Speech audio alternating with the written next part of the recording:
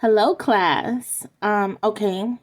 So the playwright that I've chosen to write about and do a scholarly paper is Lorraine Hansberry's Raisin in the Sun playwright.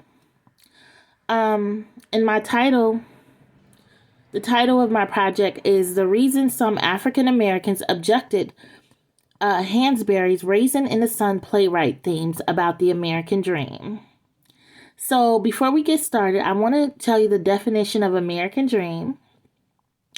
An American social ideal that stresses egalitarianism and especially material prosperity. So, for the American dream, material prosperity such as cars, houses, and wealthiness is considered the American dream.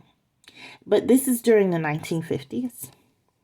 Okay, so the genre is realism.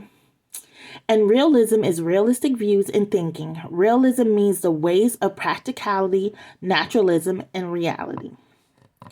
Now, there are two opposing views about Hansberry's playwright from so-called critics and scholars. The realistic life for African Americans versus the American dream. Now, these opposing and applauded views would take place in what is known as the Black Press. The Black Press panels were open discussions from critics and commentaries regarding Black arts during Jim Crow. Okay, now let's talk a little bit and get a little bit of background about Lorraine Hansberry. So Lorraine Hansberry was an African-American female playwright who was the first female to make it big on Broadway, attract white audiences, and write plays outside of African-American norms and ideologies.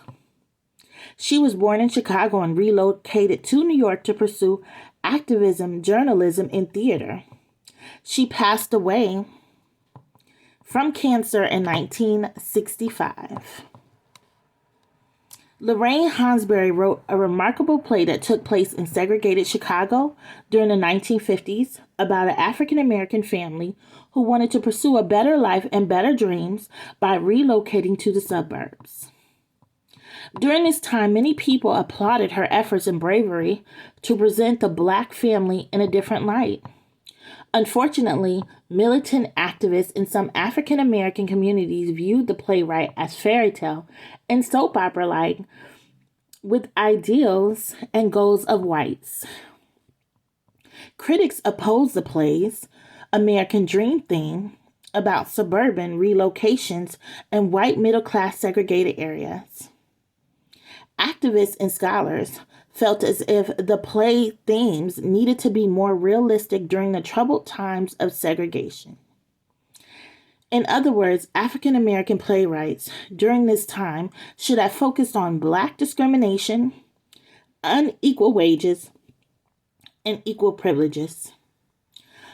Critics objected to African American family playwrights being forced into middle class values in order to make it on Broadway. Many felt that Hansberry was a bit unrealistic about African American culture.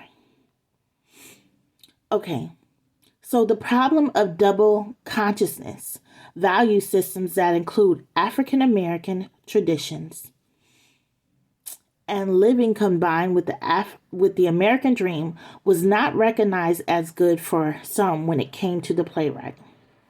So I repeat that.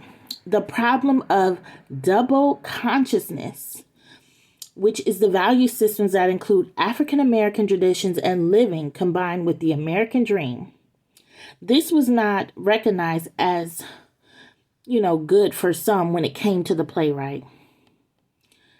After careful research, though, I have determined that one of the underlying issues for oppositions of Hansberry's play includes African American housing discriminations, court cases, and segregations in Chicago during the 1950s. Now, according to my research, African American housing was substituted and described with the word covenant. And so during my research, I've pulled up tons of newspapers, and some of these newspaper articles involve housing issues of racial segregation. They use the term Negro, and so what I'm gonna do is apply what I've discovered, and I'll make the argument of why the African American community felt as if it was more important to write about the things that were going on during 1950s as far as housing goes, and why Hansberry's playwright was a bit unrealistic and kind of rejected by African Americans in a sense. And so that's all I have for now, but that's as far as I'm going to go.